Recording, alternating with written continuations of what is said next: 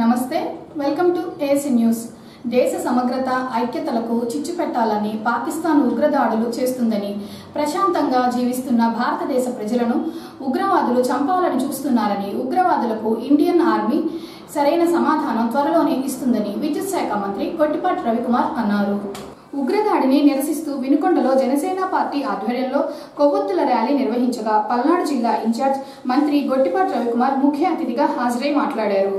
ఉగ్రదాడిలో అమరులైన వారికి నివాళులర్పిస్తూ మృతి చెందిన వారి ఆత్మకు శాంతి కలగాలని భగవంతుని ప్రార్థిస్తున్నారని, ఇండియాలో ఉగ్రవాదం అనేది నశించాలని, ప్రపంచంలోని అనేక దేశాలతో పోటీపడి ఆర్థికంగా బలమైన శక్తిగా ఎదిగిన భారత్ను పాకిస్తాన్ ఓర్చుకోలేక ఈ దాడులు చేస్తుందన్నారు. ప్రపంచ దేశాలన్నీ ఈ దాడులను ఖండిస్తున్నాయని, చేసిన పాపానికి పాకిస్తాన్కు తగిన మూల్యం చెల్లించుకోవాల్సిన అవసరం ఉందన్నారు. ఐక్యతను చెడగొట్టాలని ఇలాంటి దాడులు చేయడం అత్యంత బాధాకరమని మంత్రి తెలియజేశారు.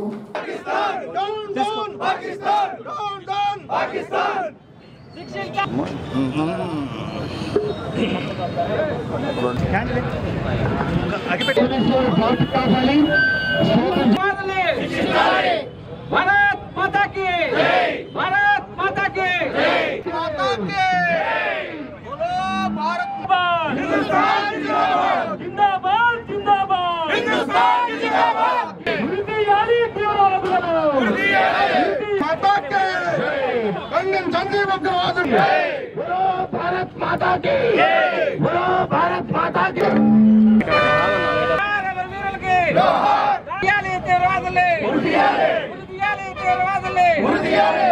దాడి ఏ విధంగా చేసిందో మన ప్రపంచ దేశాలన్నింటి కూడా కలిసివేసింది అనమాట.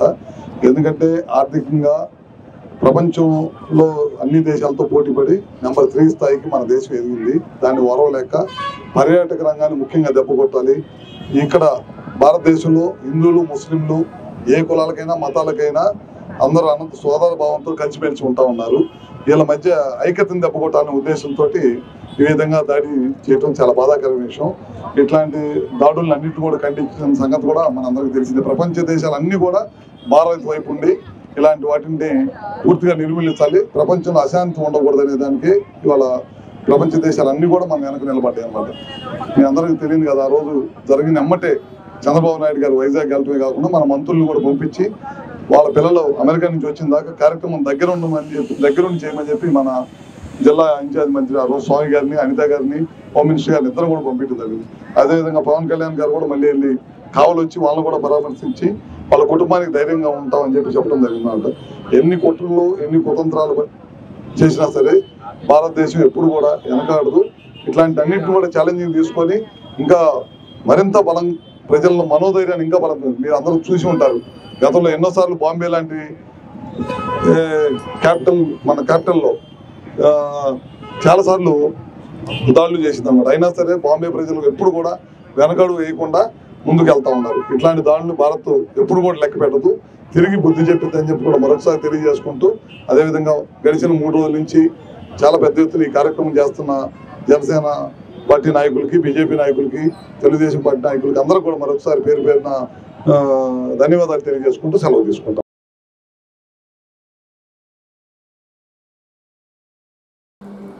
అద్దంకి మున్సిపాలిటీ పరిధిలో బాల్య వివాహాలు అనేవి నిషేధిస్తున్నారని, ఎక్కడైనా బాల్య వివాహాలు జరుగుతూ ఉంటే నిలుపుదల చేయవలసిన బాధ్యత అంగన్వాడీ కార్యకర్తలు, మహిళా సంరక్షణ కార్యదర్శులదేనని మున్సిపల్ కమిషనర్ రవీంద్ర అన్నారు. అద్దంకి మున్సిపల్ కార్యాలయంలో శనివారం కొరసిపాడు ఐసీడీఎస్ వారి ఆధ్వర్యంలో కిషోర బాలికల వికాసంపై కార్యక్రమాన్ని ఏర్పాటు చేయగా కమిషనర్ రవీంద్ర హాజరై మాట్లాడారు. తల్లిదండ్రులు వారి పిల్లలకు 18 సంవత్సరాలు నిండకుండా ముందే బాల్య వివాహాలు చేసి చేతులు దులుపుకుంటున్నారని, బాల్యంలో వివాహాలు చేయడం వలన భవిష్యత్తులో అనేక ఇబ్బందులు ఎదుర్కోవాల్సిన పరిస్థితి వస్తుందన్నారు. అద్దంకి మున్సిపాలిటీ పరిధిలో ఎక్కడైనా బాల్య వివాహాలు జరిగితే తక్షణమే వెళ్లి ఆపాలన్నారు. అలాగే అంగన్వాడీ కేంద్రాల్లో యూకేజీ అయిన పిల్లలు ఉంటే వారిని గుర్తించి 1వ తరగతిలో ప్రభుత్వ పాఠశాలలో చేర్పించాలని రవీంద్ర సూచించారు. ఈరోజు అంగన్వాడీ ఉమెన్ ప్రొటెక్షన్ ఏఎన్ఎంలతో బాలికా కిషోర్ వికాస్ కార్యక్రమం అనేది ఈ మీటింగ్ ఏర్పాటు చేయడం. ఇందులో దీనికి సంబంధించి చైల్డ్ మ్యారేజ్కి సంబంధించి ఏ విధమైన చైల్డ్ అంటే 18 years లోపు వాళ్ళకి పెళ్లి చేస్తే ఏ విధమైన చర్యలు ఉంటాయి, ఏ విధంగా యాక్షన్ తీసుకోవాలనే దాని మీద చర్చించడం జరిగింది. కాబట్టి తల్లిదండ్రులు ఒకసారి 18 ఏళ్ళు నిన్నటువంటి మైనర్ బాయ్లకి పెళ్లి చేస్తే చట్టపరంగా చర్యలు తీసుకోవడం అనేది తెలియజేయడం జరిగింది. అదేవిధంగా అంగన్వాడీలో స్టడీ పూర్తి చేసిన పిల్లలందరినీ కూడా 1వ తరగతిలో గవర్నమెంట్ స్కూల్కి పంపవలసిందిగా కూడా తెలియజేయడం జరిగింది. అలా కాదు, మా స్కూల్లో కూడా ఈరోజు నేను కలెక్టర్ ఒక వర్గాలలో నలుగురు ఆడపిల్లలకి 5,000 పైన ఇచ్చారు. నలుగురు ఆడపిల్లలు వాళ్ళని 590, 590 అంటే నలుగురు ఆడపిల్లలు. ఆయన కలెక్టర్ కూడా అంటున్నాడు, ఇంకా ఎవరు మా పిల్లలు లేరా ప్రైజ్ ఇస్తున్నాడు. అంటే ఈ రోజుల్లో అలా చదువుకుంటా ఉన్నారు. గవర్నమెంట్ స్కూల్ అయ్యి మరి మీకు అటువంటి ఆలోచనగా తీసుకుని చెప్పగలిగిన రోజు మనం మీ స్కూల్లో ఉన్న పిల్లలందరూ కూడా గవర్నమెంట్ స్కూల్ యాదన్నో ఇంగ్లీష్ మీడియంలోకి చేస్తానికి అవకాశం ఉంది. ఈ 2 ఇష్యూస్ మీరు డిస్పెక్ట్. ఇంకోటి ఆధారం మనకి పెండింగ్ ఉండిపోయింది. ఇంకా కొన్ని ఆధారాలు ఇంకా నా దృష్టిలో 286 మన అర్థంలో ఆధార్ పెండింగ్. ఈ మహిళా పోలీసులు కూడా మీకు చెప్పాను నేను. కొన్ని మరి అటు రీజన్స్ అన్న రాసి 286 ఆధార్ ఎందుకు అవ్వలేదు చిల్డ్రన్ అటువంటి ఏంటంటే మాకు డేట్ ఆఫ్ బర్త్ పెట్టి దాని ప్రొసీజర్ చేస్తాం. ఎంపీ వాళ్ళు చేస్తా ఉన్నారు, ఓవరాల్ చేస్తా ఉన్నారు. అట్లాగే మీరు కూడా మనకి కొన్ని ఆధార్లో బర్త్ సర్టిఫికేట్ కూడా కొన్ని వచ్చినాయని చెప్తా ఉన్నాను. అవి కూడా చూడండి. ఒకసారి నేను మన ఆధార్ సెంటర్లో కూడా చెప్పాను. మన దగ్గర ఏవైతే ఆధార్ చీటింగ్ అయ్యిందో వాళ్ళందరినీ కూడా సచివాలయానికి వెళ్ళి మ్యాప్ చేస్తుందని చెప్తా ఉన్నాను. చెప్పమని నేను మనోడు చెప్పాను. మనోడు చేస్తా ఉన్నారు. వాళ్ళని ఏం చేస్తున్నామంటే కన్సర్న్ సచివాలయానికి వెళ్ళి మ్యాప్ చేసుకున్నాం. ఆ విధంగా మన దగ్గర ఇంకా 286 మంది మ్యాప్ చేయాలి. ఆధార్ 308 నిన్న దాకా మరి తర్వాత చేసినట్టున్నారు. 286 వాళ్ళకి నమస్తే అండి, నా పేరు కే రమాదేవి. అద్దంకి మున్సిపాలిటీ సూపర్వైజర్గా పనిచేస్తున్నాను. ఇప్పుడు ప్రధానమంత్రి మాతృవందన యోజన అనేది పథకం వచ్చేసి గతంలో హెల్త్ డిపార్ట్మెంట్ వాళ్ళకు ఉండేది, ఇప్పుడు ICDSకి షిఫ్ట్ చేయడం జరిగింది. ఈ పథకం వచ్చేసి గర్భిణీ స్త్రీలకు సంబంధించిందండి. ఈ పథకంలో గర్భిణి అని 100 రోజుల్లోపు నమోదు చేస్తే వాళ్ళకి 3,000 పడతాయి. తర్వాత డెలివరీ తర్వాత 0 నుండి 14 వారాల లోపు వాళ్ళు ఇమ్యునైజేషన్లను పూర్తి చేస్తే వాళ్ళకి MCP కార్డు ప్రకారం ఆ ఇమ్యునైజేషన్లను కొట్టేస్తే 2,000 పడతాయి. ఇవి చేసినందుకు ఆ అంగన్వాడీ టీచర్లకు ఫస్ట్ 3,000 పడగానే గర్భిణీకి 150 రూపాయలు ఇన్సెంటివ్, తర్వాత 2,000 పడగానే 100 రూపాయలు ఇన్సెంటివ్ పడతాయి. రెండో కాన్పులో ఆడపిల్ల పుట్టగానే ఎవరికైతే ఆడపిల్ల పుడుతుందో వాళ్ళకి ఒకేసారి 14 వారాలు నిండిన తర్వాత 6,000 పడతాయండి. కాబట్టి ఎవరైతే గర్భిణీలో ఆ గర్భిణీలు ఆ భార్య కానీ భర్త కానీ గవర్నమెంట్ ఎంప్లాయీ కాకుండా ఉంటే చాలు ఈ పథకం వర్తిస్తుంది. ఆంధ్రప్రదేశ్ రాష్ట్ర ప్రభుత్వ విశ్రాంత ఉద్యోగుల సంఘం అద్దంకి యూనిట్ నూతన కార్యవర్గం శనివారం ఏకగ్రీవంగా ఎన్నుకున్నారు. అద్దంకి పట్టణంలోని స్థానిక గీతా మందిర్లో ఏర్పాటు చేసిన నూతన కార్యవర్గ సమావేశంలో అధ్యక్ష కార్యదర్శులచే ప్రమాణ స్వీకారం చేయించారు. అధ్యక్షుడిగా అడుసుమల్లి అనంతకోటేశ్వరరావు, కార్యదర్శిగా నిమ్మరాజు నాగేశ్వరరావు, కోశాధికారిగా వారణాసి రఘురామ శర్మను ఎన్నుకున్నారు. రాష్ట్ర ప్రభుత్వ విశ్రాంత ఉద్యోగులకు ఉన్న సమస్యలు పరిష్కరించడంలో వారి వంతు కీలక పాత్ర పోషిస్తారని నూతన కార్యవర్గం తెలిపింది.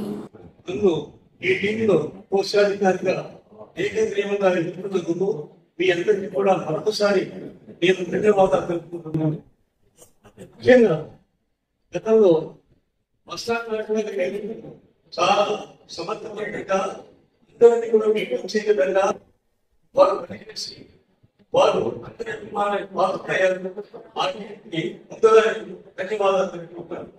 ఇప్పుడు ఈ కొత్తటి చెప్పుకోమని నేతృత్వంలో బాబాయ్ గారి మన సీనియర్ పోస్ట్ జిల్లా బాబాయ్ గారి సూచనలు మరియు సలహాల మేరకు మీరందరూ కూడా కలిసి సమిష్టిగా మా దగ్గరికి వచ్చినటువంటి ఏ సమస్యనైనా సరే మా సమస్యగా భావించి ఈ సమస్య పరిష్కారాన్ని విశ్రాంతంగా కృషి చేస్తామని ఈ సభాముఖంగా తెలియజేస్తున్నాను.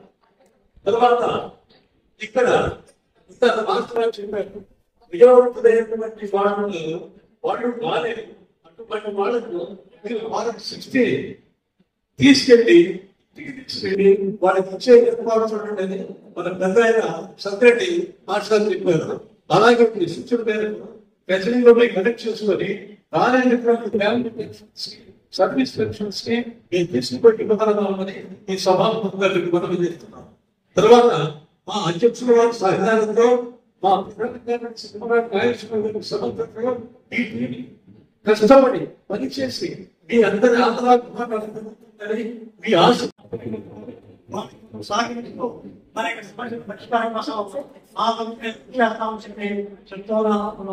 కార్యక్రమానికి చేసినటువంటి 92 సంవత్సరాలు రాష్ట్ర మన యొక్క రాష్ట్ర శాఖ మన బాలకట్ట యొక్క అధ్యక్షులు అయినటువంటి రాహుల్ గారు వారి యొక్క పట్టుదల ఈనాడు 26 స్వాతంత్రంతో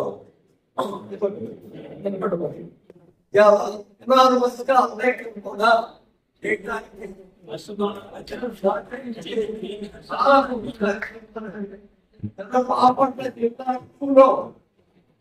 కార్యక్రమాలు చేసి పెట్టినా ఇలాగే సాగిపోవాలని 91 పడ్డాను. కార్యక్రమాలు వెళ్ళిపోతాను. అలాంటి సంస్కారాలు ఈ అందరికీ ఒకనాడు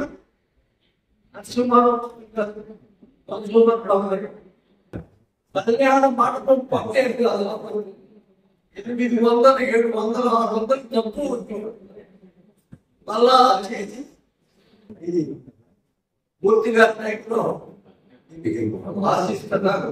ఆ పూర్తిని ఈ కొత్త కార్యక్రమం ఏర్పాటు చేసి ఈ అందరికీ ప్రత్యేకమైన తీసుకొచ్చి మన బాపట్ల మంచి పేరు తీసుకోవాలని ఈ సహకారంతో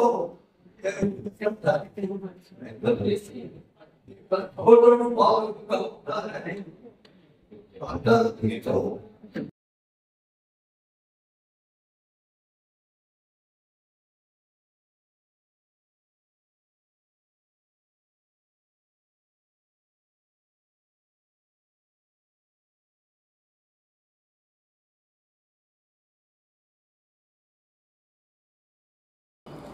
ఆగి ఉన్న లారీని ద్విచక్ర వాహనదారుడు ఢీకొట్టడంతో స్పాట్లోనే ఒకరు మృతి చెందిన సంఘటన శుక్రవారం రాత్రి అద్దంకి శివారులో చోటు చేసుకుంది. అద్దంకి మండలం శాంతినగర్ వద్ద ఆగి ఉన్న లారీని వెంపరాలకు వెళ్తున్న లింగయ్య వేగంగా వచ్చి ఢీకొట్టడంతో స్పాట్లోనే మృతి చెందాడు. విషయం తెలుసుకున్న సిఐ సుబ్బరాజు స్పాట్కు చేరుకొని ప్రమాదం జరిగిన తీరును పరిశీలించి మృతదేహాన్ని అద్దంకి ప్రభుత్వ వైద్యశాలకు తరలించారు.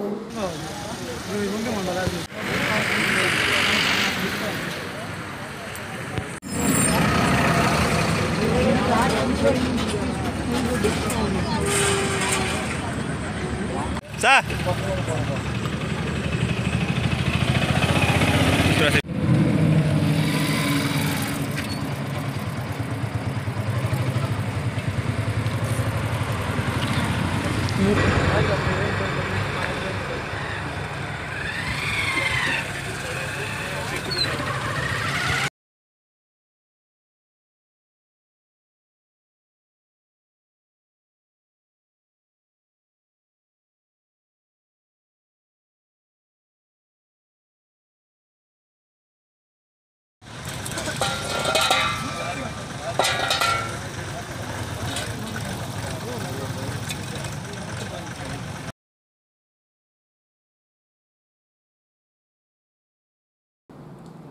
బల్లికురువ మండలంలో ఉన్న ప్రజలందరూ ప్రశాంత వాతావరణంలో గడపాలని, ఎవరైనా రెచ్చగొట్టి గొడవలు సృష్టించాలని చూస్తే చర్యలు తప్పవు అని బల్లికురువ ఎస్ఐ నాగరాజు తెలిపారు. ఈ సందర్భంగా ఆయన మాట్లాడుతూ ప్రస్తుతం బల్లికురువ మండలంలోని కొన్ని సంఘటనలు జరిగాయని, ఎవరైనా వచ్చి రెచ్చగొడితే ఘర్షణకు వెళ్లకుండా నేరుగా బల్లికురువ పోలీస్ స్టేషన్ కు వచ్చి ఫిర్యాదు చేయాలన్నారు. వేసవికాలం వచ్చిన నేపథ్యంలో ఊరికి వెళ్లేవారు ముందస్తు సమాచారం ఇవ్వాలన్నారు. ప్రస్తుతం బల్లికురువ మండలంలో జరిగినటువంటి కొన్ని సంఘటనల నేపథ్యంలో బల్లికురువ మండల ప్రజలందరికీ తెలియజేసేది ఏమనగా, ఎవరైనా రెచ్చగొడితే రెచ్చపోయి శాంతి భద్రతలకి విఘాతం కలిగిస్తే చట్టపరమైన చర్యలు తీసుకోబడను. కావున ప్రజలందరూ అటువంటి విద్వేషాలు రెచ్చగొట్టే వ్యక్తులు గుర్తించి వారి కార్యకలాపాలకు అడ్డుకట్ట వేయాలని సూచించడం జరుగుతుంది. ఏదన్నా మీకు సమస్య ఉంటే డైరెక్ట్గా బల్లిపురం పోలీస్ స్టేషన్లో ఫిర్యాదు చేయండి, లేదా నా ఫోన్ నెంబర్కి ఫోన్ చేసి మీకు సమస్యను తెలియజేస్తే పోలీసు ప్రకారం తీసుకోవాల్సిన చర్యలన్నీ తీసుకోబడతాయి.